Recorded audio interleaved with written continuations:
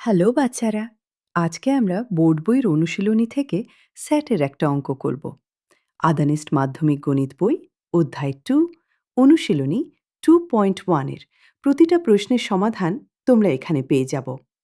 আদানিস্ট ওয়েবসাইটে তোমরা পুরো এসএসসি পরীক্ষার প্রস্তুতি একদম ফ্রিতে নিতে পারবা, কারণ তোমাদের আদন ভাইয়া আর আদানিস্ট টিম সব কিছু ফ্রি করে দিয়েছে। চলো প্রশ্নটা একবার পড়ে ফেলি। প্রশ্নে বলা হয়েছে, নিচের সেটটাকে সেট গঠন পদ্ধতিতে প্রকাশ করো। আর যে সেটটা দেওয়া আছে তার ভেতরের সংখ্যাগুলো হল 1, 2, 3, 4, 6, 9, 12, 18 আর 36। মানে আমাদের হাতে সদস্যদের নামের তালিকা ধরিয়ে দেওয়া হয়েছে, আর আমাদের বের করতে হবে এই সদস্যদের শর্তটা কী। সেট মানে হলো কিছু জিনিসের একটা দল, যাদের আলাদা করে চেনা যায়। তোমাদের ক্লাসের সব ছাত্রছাত্রী মিলে যেমন একটা দল, তেমনি কিছু সংখ্যা মিলেও একটা দল হতে পারে। এই প্রশ্নে 1, 2, 3 এরকম সংখ্যাগুলো মিলে একটা দল বানিয়েছে, তাই একে আমরা সেট বলছি। দলটার সীমানা বোঝাতে সংখ্যাগুলোর দুই পাশে যে বাঁকানো বন্ধনী দেওয়া থাকে, ইংরেজিতে তার নাম কার্লি ব্রেসেস, বাংলায় বলি দ্বিতীয় বন্ধনী। এই বন্ধনী দলের বেড়ার মতো। ভেতরে যারা আছে তারাই দলের লোক, বাইরে যারা তারা নয়। এই প্রশ্নে সংখ্যাগুলো দ্বিতীয় বন্ধনীর ভেতরে বসানো, তাই দেখেই বোঝা যাচ্ছে এরা একটা সেট। আর ভেতরের সংখ্যাগুলোর মাঝখানের কমাগুলো শুধু এক সদস্যকে আরেক সদস্য থেকে আলাদা করে রাখছে। দলের ভেতরে যারা আছে তাদের প্রত্যেককে বাংলায় বলা হয় উপাদান, ইংরেজিতে এলিমেন্ট। সোজা কথায় উপাদান মানে দলের সদস্য। এই প্রশ্নে 1, 2, 3, 4, 6, 9, 12, 18 আর 36 এরা প্রত্যেকেই এই সেটের উপাদান। সেট লেখা স্টাইল দুইটা। প্রথম স্টাইলের নাম তালিকা পদ্ধতি, ইংরেজিতে রস্টার মেথড বা লিস্টিং মেথড। এখানে সদস্যদের নাম ধরে ধরে লিখে দেওয়া হয়, ঠিক যেমন ক্লাসে রোল কল করার সময় এক এক করে সবার নাম ডাকা হয়। দ্বিতীয় স্টাইলের নাম সেট গঠন পদ্ধতি, ইংরেজিতে সেট বিল্ডার মেথড। এখানে নাম লেখা হয় না, একটা শর্ত বলে দেওয়া হয়, আর যে সেই শর্ত মানে সেই দলের সদস্য। যেমন ক্লাসে যদি বলি যাদের রোল নাম্বার 5-এর নিচে তারা দাঁড়াও, তাহলে নাম না ডেকেও একটা দল তৈরি হয়ে গেল। এই প্রশ্নে সেটটা দেওয়া আছে তালিকা পদ্ধতিতে, আর আমাদের লিখতে হবে সেট গঠন পদ্ধতিতে। শর্ত লিখতে গেলে প্রথমেই লাগবে এক্স।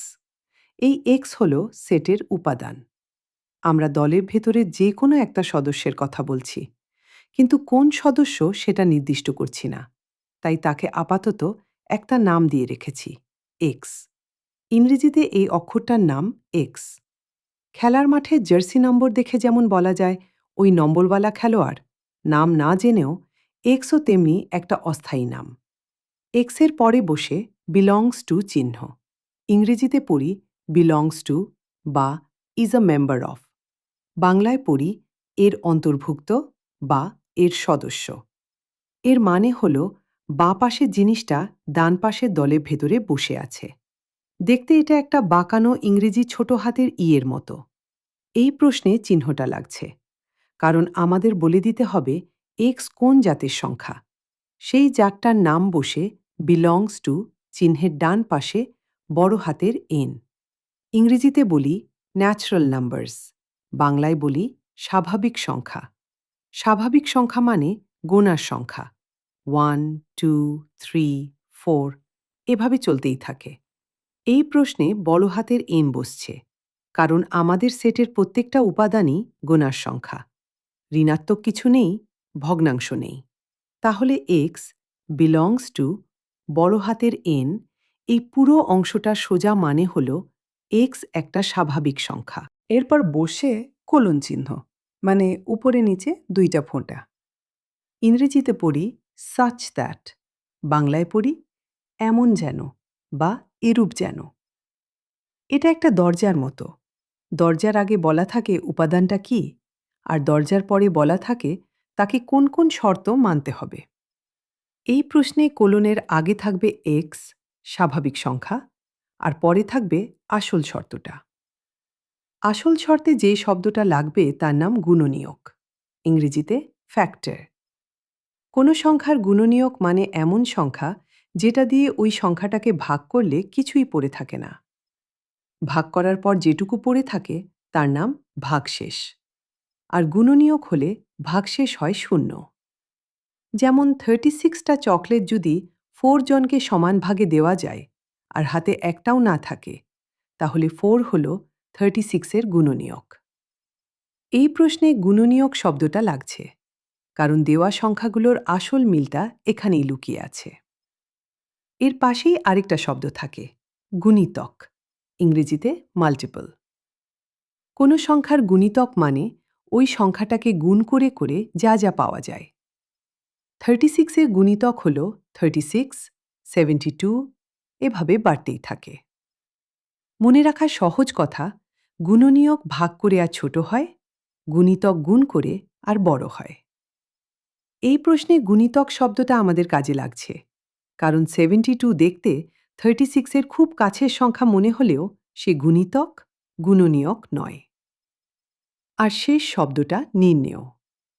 নির্ণেয় মানে যেটা আমাদের বের করতে হবে। তাই নির্ণেয় সেট মানে হল উত্তরে যে সেটটা আমরা লিখব সেটা।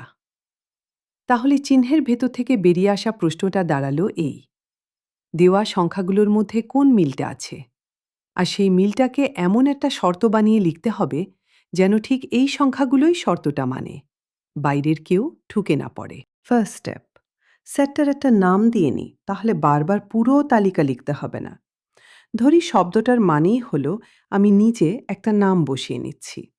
ধরি বড় হাতের এ সমান 1, 2, 3, 4, 6, 9, 12, 18 আর 36 নিয়ে গঠিত সেট। প্রথম মিলটা খালি চোখেই ধরা পড়ে, এরা প্রত্যেকেই গুণার সংখ্যা, মানে প্রত্যেকেই স্বাভাবিক সংখ্যা। সেকেন্ড স্টেপ, তালিকার সবচেয়ে বড় সংখ্যাটা 36, আর ছোট সংখ্যাগুলো দেখে মনে হচ্ছে এরা 36কে ভাগ করতে পারে। তাই 36কে জোড়ায় জোড়ায় ভেঙে দেখি। 1 into 36 সমান 36, 2 into 18 সমান 36, 3 into 12 সমান 36, 4 into 9 সমান 36, 6 into 6 সমান 36। এখানেই থামব। আর কেন থামব সেটা বলে দিই। জোড়ার দুইটা সংখ্যা এতক্ষণ একজন বড় একজন ছোট হয়ে আসছিল, কিন্তু 6-এর জায়গায় এসে দুইজন সমান হয়ে গেছে। এরপরে যত জোড়াই বানাই বড় আর ছোট শুধু জায়গা বদল করবে, নতুন কোনো সংখ্যা আর পাওয়া যাবে না। আর মাঝখানে যাদের নাম ওঠেনি, যেমন 5, 7, 8, তারা 36কে ভাগ করতে গেলে ভাগশেষ রেখে যায়, তাই তারা গুণনীয়কই নয়। তাহলে 36-এর গুণনীয়কগুলো হল 1, 2, 3, 4, 6, 9, 12, 18 আর 36। এখন প্রশ্নের তালিকার দিকে তাকাও। দেওয়া সেটের উপাদানগুলো ঠিক এগুলোই, একটাও কম নয়, একটাও বেশি নয়। থার্ড স্টেপ, তাহলে আমাদের হাতে দুইটা শর্ত। প্রথম শর্ত, x একটা স্বাভাবিক সংখ্যা। দ্বিতীয় শর্ত, x হল 36-এর গুণনীয়ক। এই দুইটা শর্ত এবং দিয়ে জোড়া লাগানো, আর এবং শব্দটা এখানে খুব জরুরি। এবং মানে সবগুলো শর্তই একসাথে মানতে হবে, একটা মানলেই হবে না। অথবা লেখা থাকলে যে কোনো একটা মানলেই চলত, কিন্তু এখানে অথবা নয়, এবং। আর একটা কথা এখানেই পরিষ্কার করে নিই, অনেক প্রশ্নে শর্তের শেষে একটা বেড়া বসাতে হয়, মানে x কত পর্যন্ত যেতে পারবে সেই সীমা, না হলে অসংখ্য সংখ্যাদলের ভেতরে ঢুকে পড়ে। এই প্রশ্নে সেই বেড়া লাগছে না, কারণ গুণনীয়কের শর্তটা নিজেই নিজের সীমা টেনে দেয়। 36-এর চেয়ে বড় কোনো সংখ্যা 36কে কখনো ভাগ করতে পারবে না, তাই গুণনীয়কের তালিকা 36-এ এসেই শেষ হয়ে যায়। গুণিতক হলে শেষ হতো না, কারণ গুণিতক বাড়তেই থাকে। ফোর্থ স্টেপ, এবার শর্তটা খাতায় লিখে ফেলি। দ্বিতীয় বন্ধনী খুলে সবার আগে লিখব এক্স, তারপর বিলংস টু চিহ্ন, তারপর বড় হাতের এন, তারপর কোলন, আর কোলনের পরে শর্তটা। এক্স হল 36-এর গুণনীয়ক, তারপর বন্ধনী বন্ধ। মুখে পড়লে দাঁড়ায় এমন সব স্বাভাবিক সংখ্যা এক্স নিয়ে গঠিত একটা সেট যারা 36-এর গুণনীয়ক। এখন যাচাই করি। উত্তর লিখেই থেমে যাওয়া যাবে না। তালিকার প্রত্যেকটা সংখ্যাই গুণার সংখ্যা, তাই স্বাভাবিক সংখ্যার শর্তটা প্রত্যেকের বেলাতেই মানছে। এবার গুণনীয়কের শর্তটা এক এক করে দেখি। 36 ডিভাইডেড বাই 1 সমান 36, ভাগশেষ 0, শর্ত মানছে। 36 ডিভাইডেড বাই 2 সমান 18, ভাগশেষ 0, শর্ত মানছে। 36 ডিভাইডেড বাই 3 সমান 12, শর্ত মানছে। 36 ডিভাইডেড বাই 4 সমান 9, শর্ত মানছে। 36 ডিভাইডেড বাই 6 সমান 6, শর্ত মানছে। 36 ডিভাইডেড বাই 9 সমান 4, শর্ত মানছে। 36 ডিভাইডেড বাই 12 সমান 3, শর্ত মানছে। 36 ডিভাইডেড বাই 18 সমান 2, শর্ত মানছে। আর 36 ডিভাইডেড বাই 36 সমান 1, ভাগশেষ 0, শর্ত মানছে। এখান থেকে দুইটা নিয়মও মাথায় গেঁথে নাও। 1 প্রত্যেক সংখ্যারই গুণনীয়ক, আর প্রত্যেক সংখ্যা নিজেই নিজে গুণনীয়ক। এবার বাইরের সংখ্যা দিয়ে পরীক্ষা করি, দুই পাশ থেকেই। সবার নিচে শূন্য ধরি। শূন্য গোনার সংখ্যা নয়, গোনা শুরু হয় 1 থেকে, তাই শূন্য স্বাভাবিক সংখ্যাই নয়। শর্ত ভেঙে গেল, শূন্য বাদ। এবার তালিকার মাঝখান থেকে 5 ধরি। 5 স্বাভাবিক সংখ্যা, ঠিক আছে, কিন্তু 36 ডিভাইডেড বাই 5 সমান 7, ভাগশেষ থেকে যায় 1, ভাগশেষ 0 হলো না, তাই 5 36-এর গুণনীয়ক নয়। শর্ত ভেঙে গেল, 5 বাদ। একইভাবে 7 ধরলে 36 ডিভাইডেড বাই 7 সমান 5, ভাগশেষ 1, শর্ত ভেঙে গেল। এবার একটা সংখ্যা নিই যেটা অন্য কারণে বাদ পড়ে, 24। 24 হল 6-এর গুণিতক, তাই তালিকার সংখ্যাগুলোর মতোই দেখতে লাগে। কিন্তু 36 ডিভাইডেড বাই 24 সমান 1, ভাগশেষ থেকে যায় 12, তাহলে 24 36-এর গুণনীয়ক নয়। শর্ত ভেঙে গেল। আর সবার উপরে 72 ধরি। 72 হল 36-এর গুণিতক, কিন্তু 36-কে 72 দিয়ে ভাগই করা যায় না, তাই 72 গুণনীয়ক নয়। শর্ত ভেঙে গেল, 72 বাদ। মানে আমাদের শর্তটা ঠিক ততটুকুই ঢুকতে দিচ্ছে যতটুকু দরকার।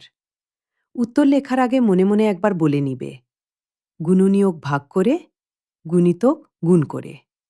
এই রকম আরও অনেক ধরনের অঙ্ক তোমরা পাবা আদানিস্ট মাধ্যমিক গণিত বই, অধ্যায় 2, অনুশীলনী 2.1a। সুতরাং নির্ণেয় সেট হল এমন সব স্বাভাবিক সংখ্যা x নিয়ে গঠিত একটা সেট যারা 36-এর গুণনীয়ক। পেয়ে গেলাম আমাদের উত্তর। আদানিস্ট মাধ্যমিক গণিত বই থেকে থিওরি থেকে শুরু করে অঙ্কগুলো তোমাদের সুবিধার জন্য বিভিন্ন টাইপে ভাগ করে দেওয়া আছে, যেভাবে তোমাদের আদুন ভাইয়া শিখিয়েছে। সবগুলো টাইপ শিখে ফেলো।